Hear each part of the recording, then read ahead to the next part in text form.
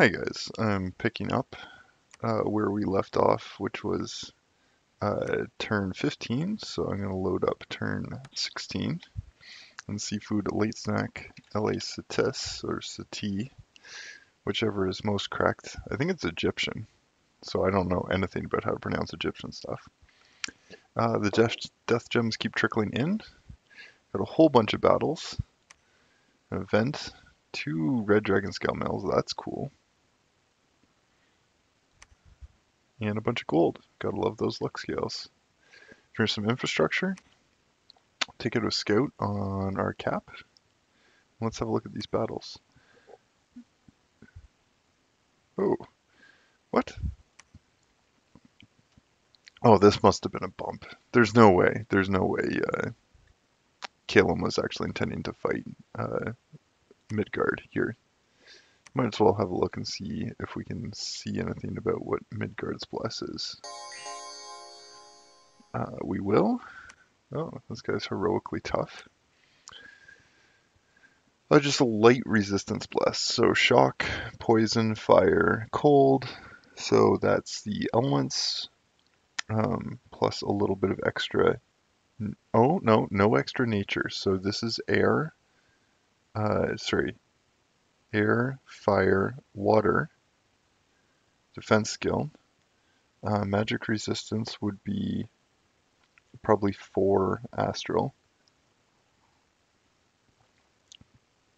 And then 3 earth. Because the poison resistance comes for free because Pythium is their god. So Late Age Pythium has been buffed so many times now, but it's been buffed to the point where it's getting 10 poison resistance and it's blessed for free. And we really don't have a bless. So that's fine, we lose that. That's just a bump, just a bump. Man attacking independence and winning, there to our north.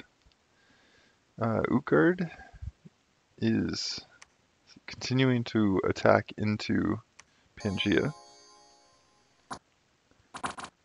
Like this is very bold to initiate a war at this stage in the game. Like he's attacking another large team here. It's not just that he's attacking Pangaea; he's attacking the team that's behind Pangaea. Caelum attacked Independence and won. Very nice. These Raven Guard did some work. 2 weapons. This is a pretty heavily armored province for sure. Let's see. Are they going to get the commanders? Is that why this works? No, they don't get the commanders. The flyers hit at 2 different times. That's alright, we're going to have to watch that again. Did the flyers take off at 2 different times? Oh. Oh, it was just a scripting error. He must have meant for them to all take off together. That's too bad. But well done taking the province. Pangaea is fighting back against Ugard. Okay. So let's see here. These guys are sacreds. Their only bless is blood vengeance. Very nice. So that would mean their main god would be a fountain of blood, most likely. I could see a fountain of blood holding a blood vengeance bless. That's interesting. It's probably was dormant, maybe even awake. Very cool. Let's see, Atlantis attacking Bogoroos. Okay, so let's have a look here. I'm not going to watch the battle, but Atlantis is getting in on the action against Team Bogoroos. So the team over here is Bogoroos, Patala, Pangaea over here, and then Yeoman is somewhere over in this area. I don't think even at turn 60 that I'm on right now, I know where Yeoman is. But Yeoman does exist in this general area. So Atlantis is getting involved.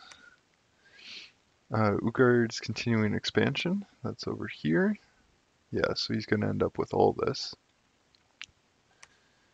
And then we take, this is a province where we killed everything last turn. So we take with a single Sauromancer because that guy has no leadership.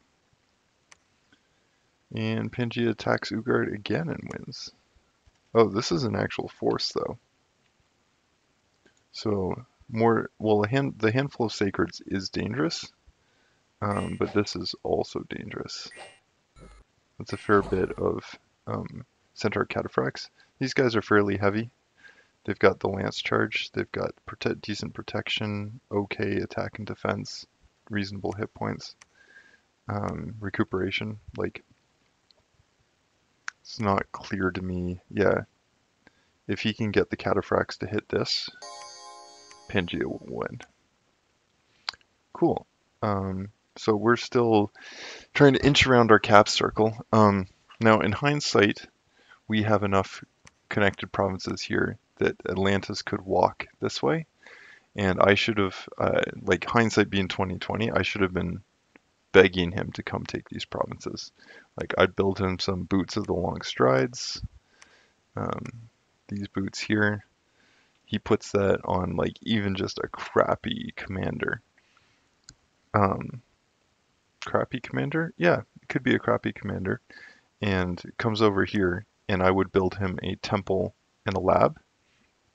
And then he could take the province, fortify it, and end up holding them. That would be really good because one, I can't do anything with these underwater provinces. Like they're pretty much useless to me. And if we look at Atlantis,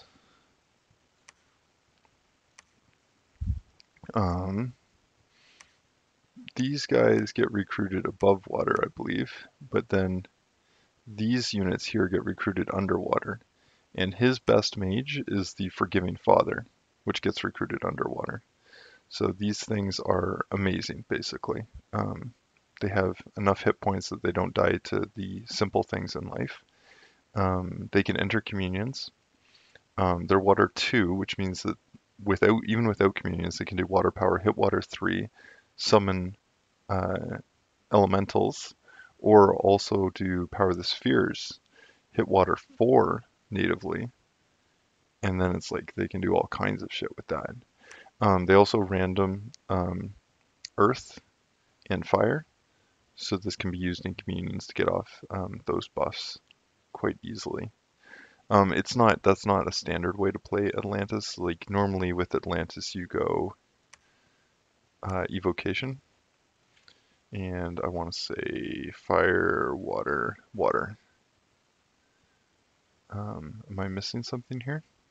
Yeah, acid storm is easy for them. Acid rain is easy for them. The acid rain is useful because it might be death. Is it death in evocation? Yeah. Stygian rains with the acid rain. This gives everything invulnerability. Stygian rains destroys everyone else's armor. All of your troops, not all of your troops, but the troops that you bring into fight tend to have magic weapons.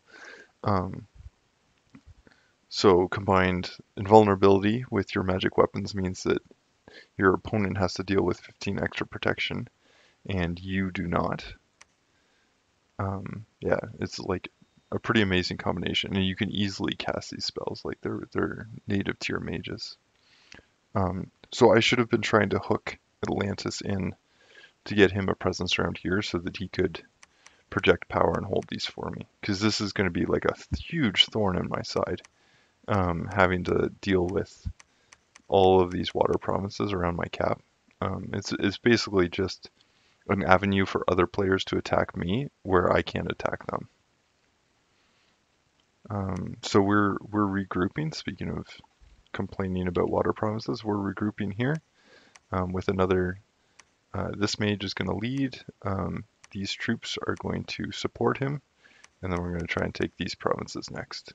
And this is so tedious because I would rather be reanimating tomb chariots or tomb worms, and instead I have to reanimate the weakest chaff to get them into position.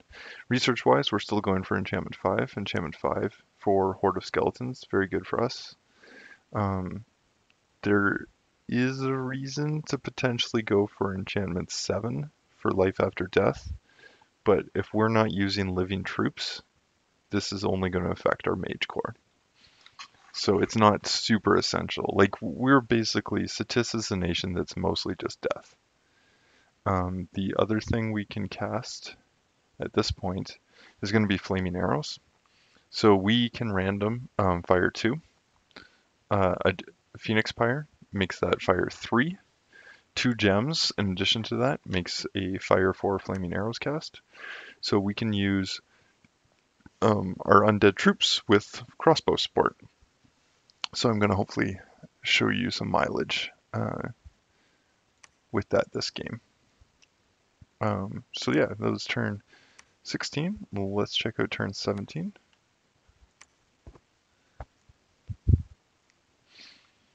So we get another batch of gems from everyone. This is awesome. This is getting us more of our undead economy going here. Basically, every death gem we receive can be converted into, at this stage in the game, I'd say a death gem is worth about 5 gold a turn in unit production. So every death gem that I'm getting, I can summon a unit which summons more units, which allows me to basically improve my unit production linearly over time. We do get a magic site, Living Sediment, which I believe is Earth 1. We're starting our blood economy. The blood economy isn't really for us. We have these Garnet Sorceresses here. They can random up to blood 2. 1 in 10 will have blood 2. We're just going to use these guys to blood hunt our lands. You can only, in a Disciples match, you can only blood hunt your own territory. So I'm going to use these guys to blood hunt my territory, make myself my own Seguin Dowsing Rods. But all of the blood slaves are going to get sent to Ugard. And why would I do that? Let's have a look at Ugard.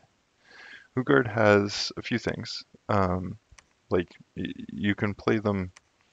They're really like a bit of a complex nation, to be honest. Sorry, not complex from a theoretical standpoint, but complex from an execution standpoint. They have blood in their communions with their cap-only big mage here.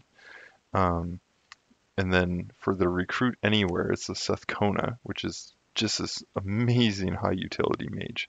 Fortune Teller, so preventing bad events. So we could have gone Misfortune for this, just because of this unit, really. 5% chance of negating a bad event.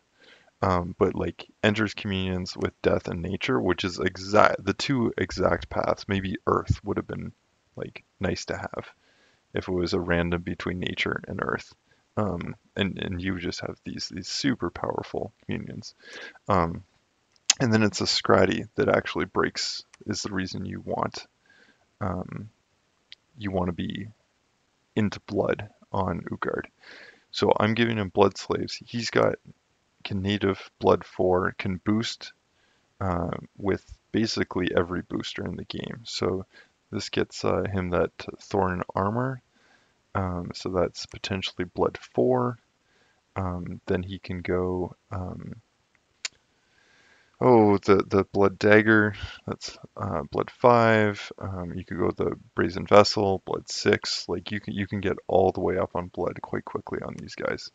In terms of what you would actually cast with this unit, like when you have a lot of blood slaves, like you can use these guys in combat as in communions, either as communion batteries for turbo communions, or you can use them as casters to just get off the water paths. I don't know if the Norna, the Norna's not going to have water, so you need these guys to get your high water spells off.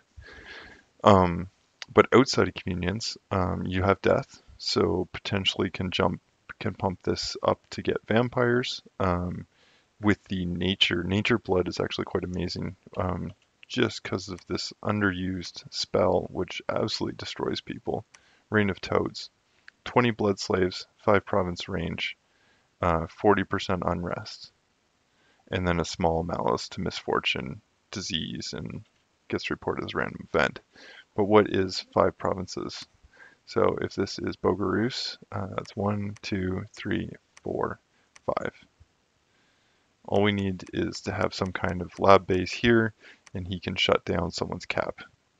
Actually, from a lab here, he can do 1, 2, 3, 4. He can shut down 2 caps. 100 blood slaves, 120 blood slaves, few casts of this from Scrotty, and you shut down 2 players' capitals. And the spell is like, what? Blood 5? Like that's barely any research. So that's amazing. And well, there's other things you can do too. Like let's look at blood here in the context of what Ugard could do. In general, he's not going to be a blood superpower like some other nations will, but Curse of Blood is not unreasonable. There's no sense going for the unique summons on these guys, I don't think, because there's going to be too much competition in a game this big to pull out the unique summons. Ritual of the 5 Gates, excellent spell. Ugard's units cost a ton, so it'd be nice to move away from having to hire your own units and just summon them. You have some spells here you could cast in battle, like farther down you got Rush of Strength, +4 strength on all friendly units, like amazing. Yeah, and the items is really what he's after. Lifelong protections, black hearts. You can be assassinating anyone that lands on any of your forts. You could assassinate down. You can get your chaff through crossbreeding or whatever the summon imp spell is. Where's the horde from hell? Here we go. Yeah, so these guys are excellent patrol chaff. And reasonably priced too. So you can instantly establish patrollers in faraway provinces. There's not really much you would want with the water crosspath. Like blood water isn't really a thing unless you think you're going to be the first one to grab all the ice devils, in which case that's pretty good. But yeah, basically this guy, if we need blood, we got to rely on this dude, because none of our other nations have blood. It was part of the considerations when drafting, is we wanted to make sure we had all of the paths covered, just so we could get the most use out of our gems. Sorry, and let's go back to looking at the turns. So there's no climactic battle here yet in the Pangea area. The Ghost King is at it again.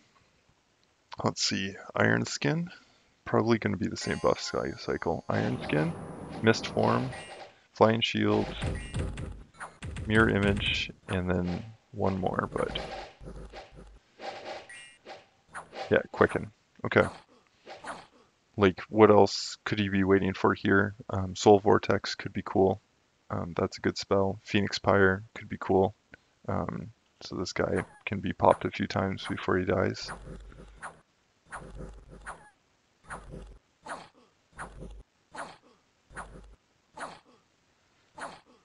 But yeah, just with almost no gear, this guy's kind of acting like a Titan. Just a Dominion 2. So in Disciples games, you're limited to the Dominion 2 pretenders. We picked no monsters, even though that's kind of a theme for Dominion 2 monsters. We picked fully slotted Disciples every single time. Pythium attacking some independents. Pangea does collide with Ugard here. Let's have a look and see how this happened. Okay, so the Centaur Cataphracts here, no fight. But Pangea was bringing his troops down this way and ran into a stack from Ugard. So remember, these guys are Blood Vengeance. These specific units, the Hoplites, they do have spears, so that's armor piercing damage. Formation Fighter, so they're going to be 3 per square, 4 per square. 4 per square? 4 per square. They have awe built in. That's not part of the bless. And then they have shields, so it's kind of okay protection. It's just bronze. Attack skill, defense skill. That's good defense. Not so great attack. But they should be getting tons of repels. Like contrast that with this. Each of these guys are 12 attack, 14 defense, so they're not going to hit much. They do have additional protection, and the broadsword does a lot more damage than the bronze spear. So the damage could be an issue here. No, Pierce is going to cut the protection in half. Yeah. He wins this? It's got to be the PD that makes a difference. Or maybe it's the replay bug.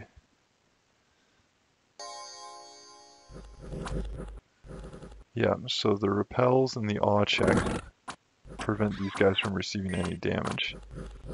Javelins come in, those do damage. These herdmen can't do anything. Okay, more javelins, more arrows.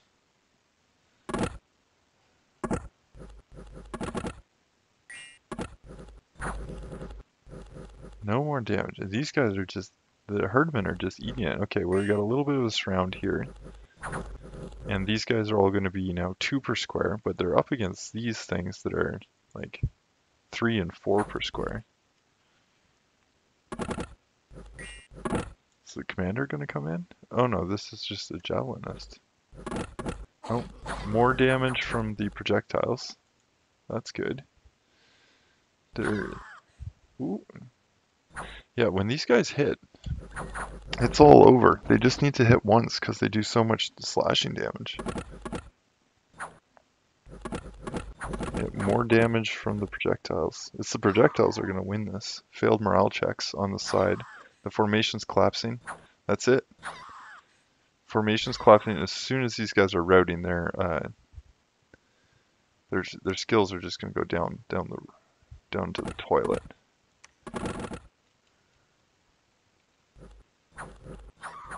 Wow, excellent. What are the costs on these units? 12 gold per year.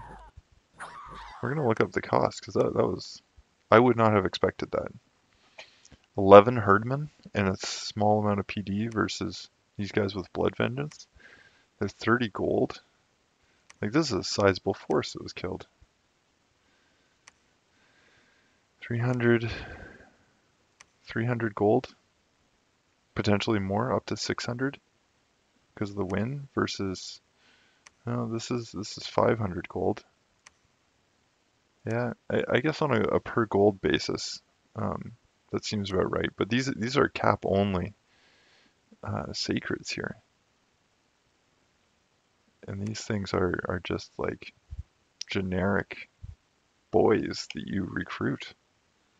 And he won. Very cool. So that was that fight. Ugard attacking Bogoroos and won. Let's check this. Okay, so this composition is a little bit different. This has Gamherdings in the front. So a lot of people would build around these guys. They're the cap-only sacreds for Ugard. They do Berserk, but they'll work fine. Lucid's got a video going up right now where he's fighting a Ugard who takes just a minor bless. You really, like, these units are strong. They're a little expensive, but they're cheap-ish to recruit. Sorry, from a resource point of view, they're cheaper. And these battle axes hit like 37 damage. That is a lot. Contrast that with these, with their 28 damage. So yeah, these things don't have shields and they have worse armor though. Protection 16, protection 18. The javelinist is going to have less. Yeah, so he's should just be able to chop through these guys. Everywhere where the Gamherdings hit should kill things. They're on attack rear from the looks of things. It's an interesting choice. And when these Gamherdings take damage, they go berserk. And their damage goes even higher.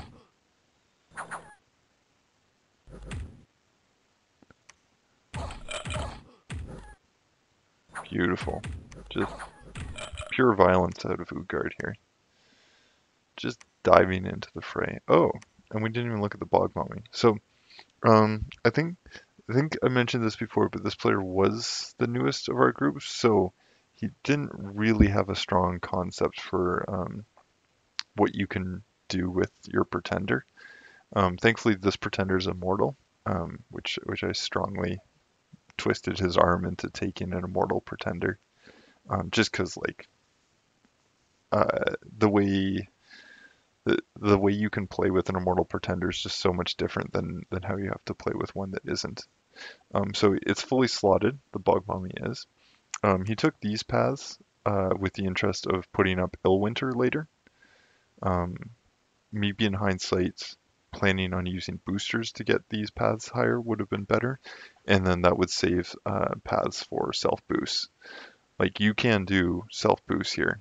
This is Soul Vortex. This is Quicken Self Liquid Body, and this really isn't you can't really self boost with blood. Yeah, and blood 5 isn't really hard for your nation to achieve, so maybe that would have been best spent on like earth or air paths, and then turn this guy into either like a thug, like how the Atlantis player is using his god, which is like this not even a thug, like borderline super combatant is how he's using that thing, and it's like turn 10 here. So he could have done that with the bog mummy, and we'll see another player this game who uses his god like his bog mummy as a super combatant, or it could have been more like what Caelum did with his god, which is like utility caster. That doesn't make quite as much sense with the immortality. Like you might as well get your guy into combat if you're immortal. But rather than focusing on these like globals or like simple buffs, um, if you're immortal and you have your god, like maybe some of the big spells that you would have a hard time casting normally. Thinking like fog warriors with air would be a good one. Maybe one of the big earth buffs, marble warriors. But like you can cast mass protection so easily. Maybe that's not a problem. So yeah, lots of damage there. Yes. So I recognize that I have taken. Well, let's look at where this province is for context. This is Ulm's cap. This is cap circle, and I have taken a province outside of his cap circle and built a lab there to get units that Ulm would probably like for himself. These Garnet Sorceresses, even if not for himself, to prevent me from having them, is reason enough to get them. So I have 10 PD here, and because it's Garnet Sorceresses, they come with Griffin Riders. And I don't have a Bless, but these units are Saiyedins, basically. 3 attacks, incredibly powerful. They might even have 2 forms. I guess they probably don't. Yeah. Brutal, just absolute carnage out of this guy.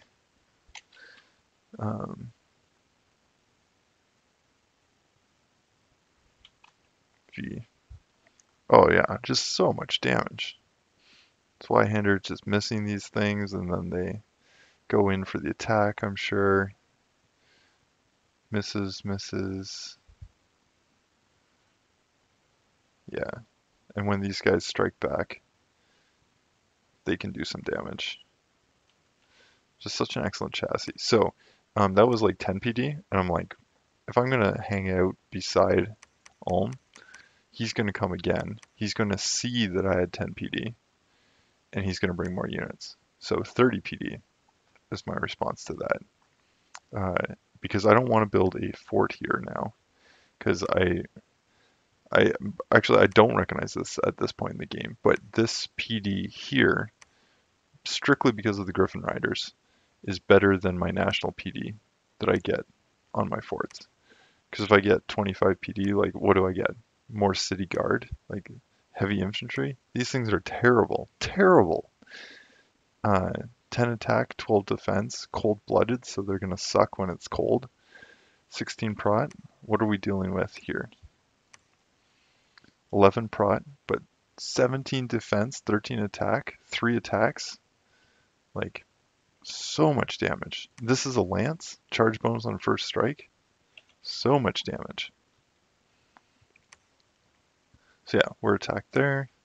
Bogoroos attacking Atlantis and just 1 PD. Probably just raiding back. Ugard attacking Bogoroos and 1. Nice. Raiding into 6 PD there. Yeah, Ugard continuing the expansion. So, like, Ugard handling raiding parties from 2 nations and continuing to expand at the same time.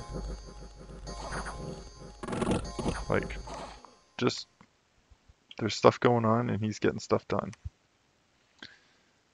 Man attacks Ulm and defeated. Oh, this is really, I think these types of fights are really dictate what happened to Ulm this game. So Ulm gets hemmed in and then is not let out. Even I'm at about turn 60 and he's just doesn't recover.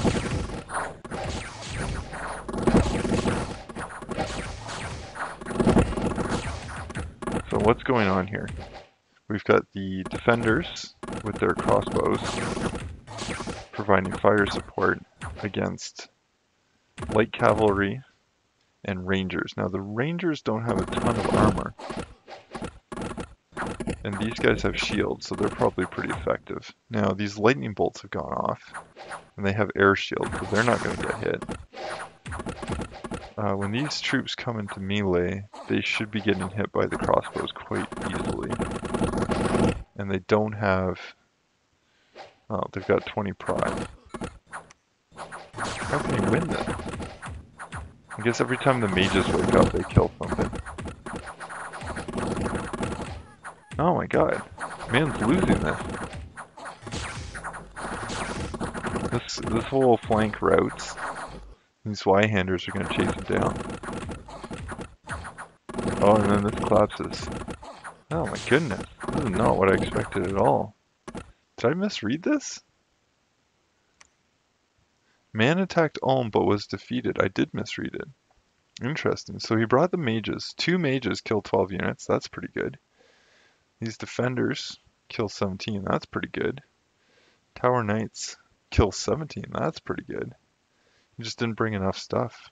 Oh, this is like 20 PD. 20 PD? It's a lot of PD. Yeah, and mostly the PD died. Although the Black Templars, a few Black Templars are lost infantry. This is a proper little fight here. But because Man is engaging Ulm, that's going to lower pressure on our north, and we're going to end up not fighting Ulm. And it keeps Ulm from sending like real armies after me. So Caelum's continuing his expansion. And we got an unexpected event, some more gold.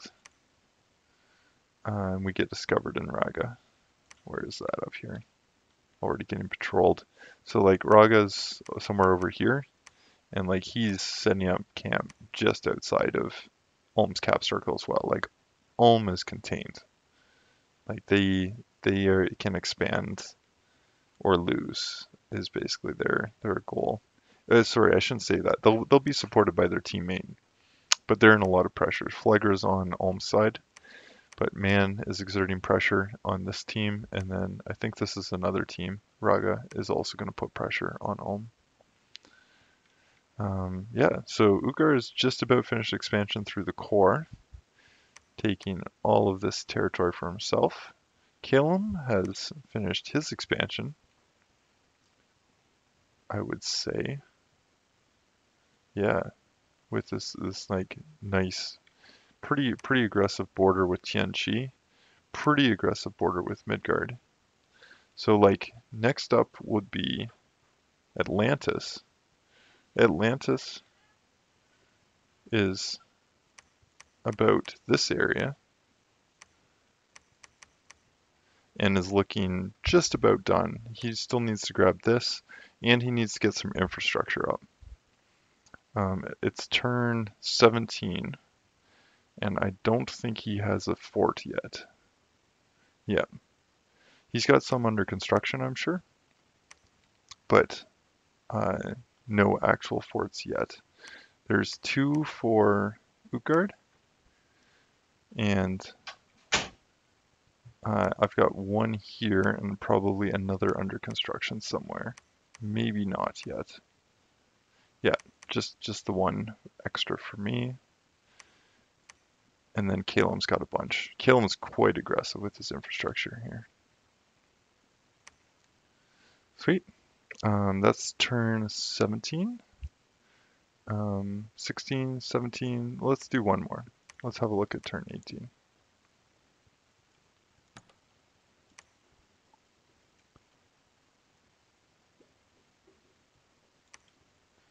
Find a magic site. Tar pits. Excellent. Unexpected event. Got some gems in exchange for 1 piece of gold. And we've got some attacks here. So Raga is going in. Raga, an amazing late game power. Mostly fueled by these Zayedans. A little different than my Griffin Riders. They have actual protection. A little different than the Griffin Riders. They've got an extra attack, and they've got just higher base stats too. They're expensive. They're cap only. They're sacred. And there's a lot of them. And basically they land on things and kill them. What's the bless here? Full rainbow. Full rainbow is the bless. We don't truly border Raga's team. There's kind of a separation in all directions from that team, so I'm not going to be too fussed about what they do this game. Bogoroos attacking Ugard and wins, so that immortal mummy chassis coming into use already. So let's slow it down. So lesser air elementals, luck and twist fate. Just twist fate for now. Okay, the air elementals come in. These Malia Druzina hit first. These things have lances. They're heavy weapons, so they get a full strength bonus on attack. So when they hit, they actually do a lot of damage. Small air elementals shouldn't affect Ugard too much because he can't get trampled by them. But he does. Bogoroos does have this good line in the front. We're getting starfires coming off, so some evocation support. More air elementals. We're gonna have more air elementals. Not sure what that guy's gonna do, or has done rather. Oh yeah. So evocations from these guys, elementals from those guys. The line's a little awkward.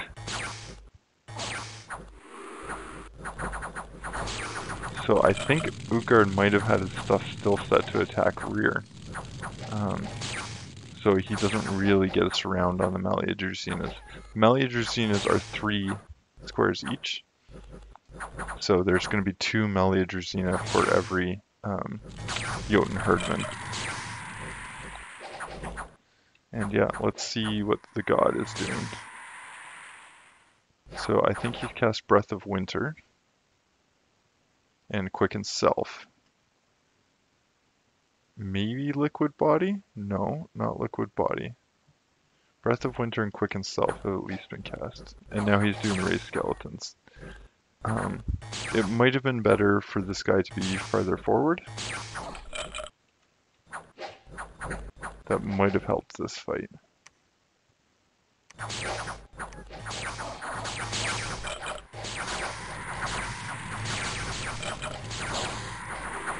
Yeah, because Jotunheim eventually gets frightened. This guy's casting Frightened.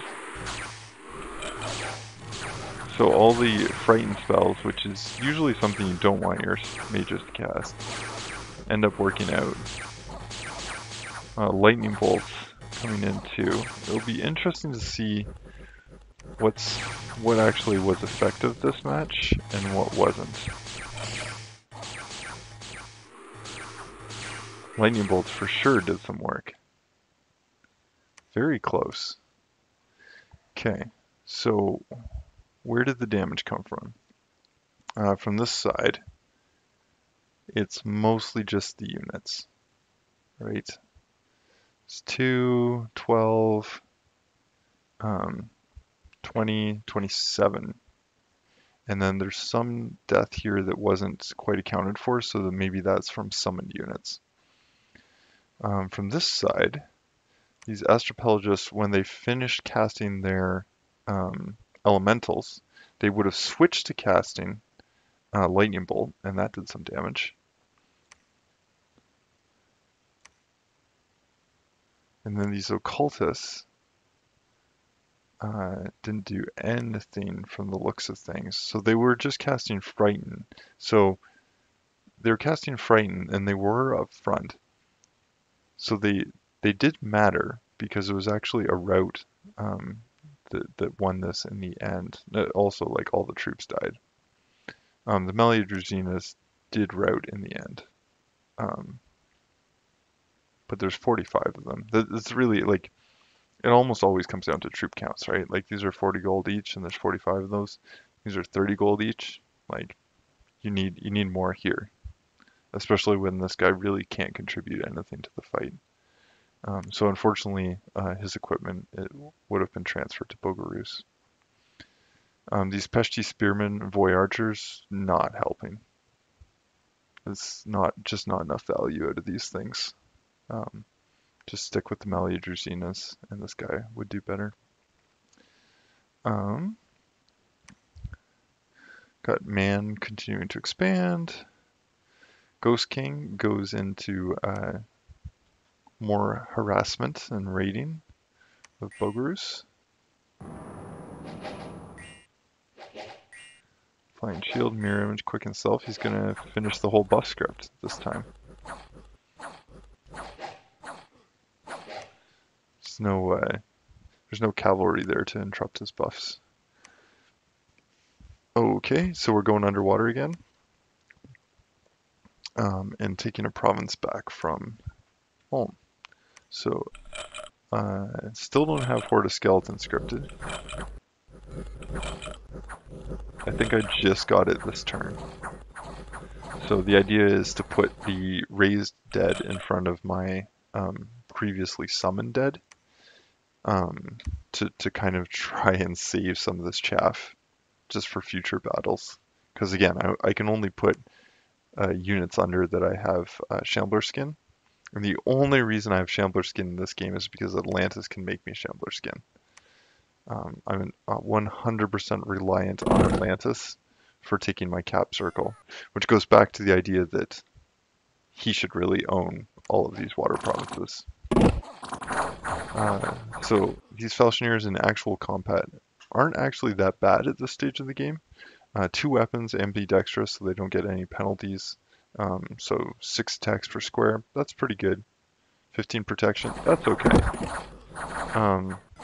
Just later in the game, like 11 hit points, that's not good enough anymore. And these stats really aren't enough to base a buff style gaming on. Whereas nations like Ugard and Atlantis can, like, use their troops, leverage them with buffs, and are capable of competing like that. So another small raid here into Bogoroos. Another small raid into Bogoroos. Patella coming in with a little bit. So they're now engaging. The third player is getting a little bit involved. So I'm not actually that familiar with Patella. These units do seem pretty cool. Stats aren't great. Protection's okay. Hit points is good. Size 3, awesome. Poison Spit, very cool. Armor piercing damage there with poison. And then like hypnotize. Yeah, like these things are cool, all right. And maybe it makes sense in the context of a larger team. It's interesting to bring a full-on mage here.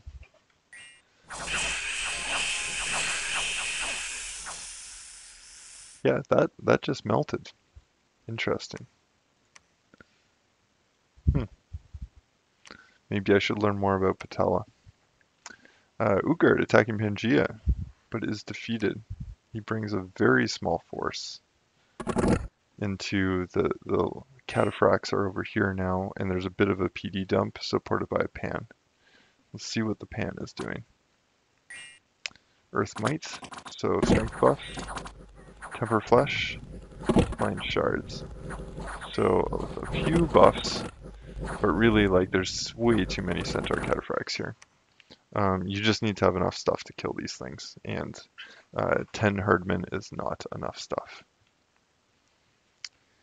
So yeah, that's turn 18. We'll take a quick glance at the score graphs. We're still expanding. There's nothing really to see here. We're still expanding. You can see I'm lagging behind in expansion for two reasons. One, I take a significant income penalty because we're cold scales, and the other is that my cap circle is surrounded by water, and I'm not a water nation. Forts, Atlantis is getting his forts online. That's excellent. Everyone else has a couple. Income, you can see again lagging behind. Gem income is really just proportional to the amount of provinces. And research is starting to take off. Everyone's getting some research done. This means maybe level 5 in our primary paths. Dominion, army size, nothing to see. Sweet. Okay, that's been turn 18, guys. Thanks for watching. Bye.